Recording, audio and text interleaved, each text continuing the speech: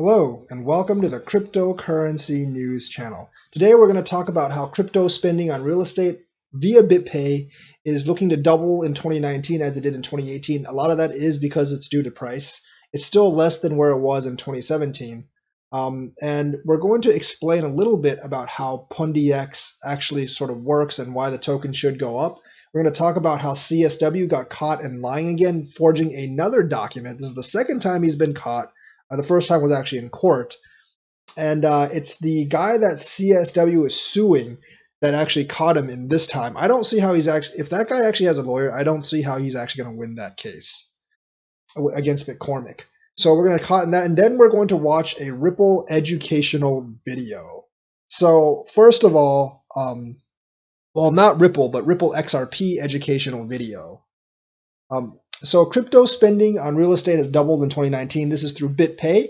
BitPay is going to process about $10 million this year, probably even more as the year goes on, of Bitcoin real estate transactions. Now, that's probably like 10 transactions because they've actually stated that each property they buy with Bitcoin is worth an average of $1 million. BitPay processes about $1 billion worth of Bitcoin for transactions. Now, this is actually like people spending Bitcoin buying stuff, not just speculating.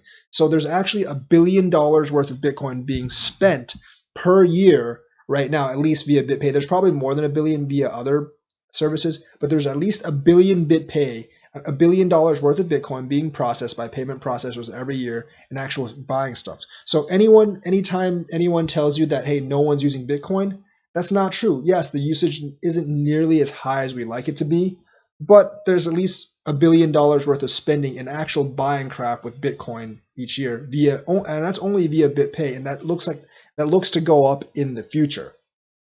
So that's pretty good news for Bitcoin. The volume obviously is not nearly enough to move price, but there is utility for it. The next one is Pundi X, how that works. I actually asked on Twitter how that works, and the way it works is like the more XPOS gateways there are, the more Pundi X gets burned per TX, and that shrinks the supply, which should theoretically make each Pundi X go up. What I actually don't know is how that actually interacts with the entire ecosystem at once. Like if you only have a limited supply of coin that gets burned each time a transaction is actually on, it just gets less and less, and eventually there's no more coins to burn. And how does the ecosystem work then? I know you can stake FX, but I don't actually know exactly how the Pundi X ecosystem works. I only know that when you use these XPOS gateways, you actually have to burn Pundi X per TX. That shrinks the supply. So if the available supply shrinks and everyone still needs Pundi X to process transactions, obviously the price of each Pundi X will go up as the supply dwindles. That's how theoretically it works, but I don't know how the system is going to sustain itself. I think Pundi X needs to actually write a paper about this to clear all this up with the investors, like an easy to read paper, not like a super technical paper that you have to read like 8 times to understand how it works. Because I had to read like the NPSX FX thing like 8 times to actually figure out how they did that split. They need to do something that's easy to explain how the XPOS gateway works, why each coin is important to the ecosystem, and what's actually going on. So that's the deal with Pundi X right now. The third thing is CSW, Craig Wright, is caught lying again. He actually produced a paper that was supposedly from 2007 that actually was identical to the Bitcoin white paper. Unfortunately, McCormick actually went to the Internet Archive and looked up the paper that Craig Wright was referring to. He found one.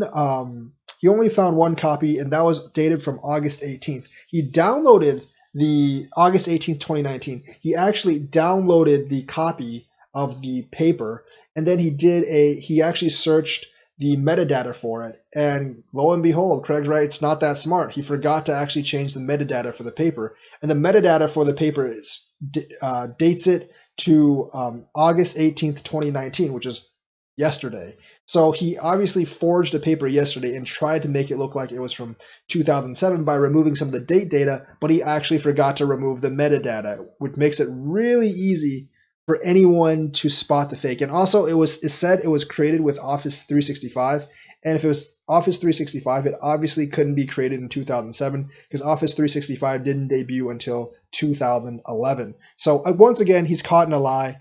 Like I said, like any of these court cases, as long as someone can afford a lawyer, they're not going to lose a court case against him because he's made so many errors in his evidence that anyone can see that it's full of crap, basically. So that's the news on CSW caught lying. And now we're going to watch an educational video that I found on Twitter about Ripple and XRP.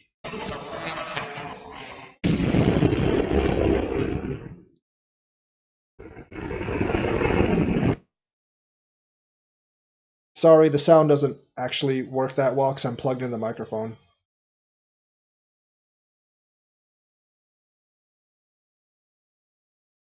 Free animation. I don't know who made this, but this is being pasted all over Twitter.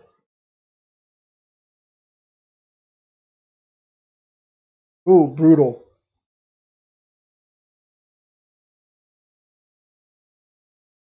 Basically a bunch of Ripple zombies being laden by giant bags of XRP.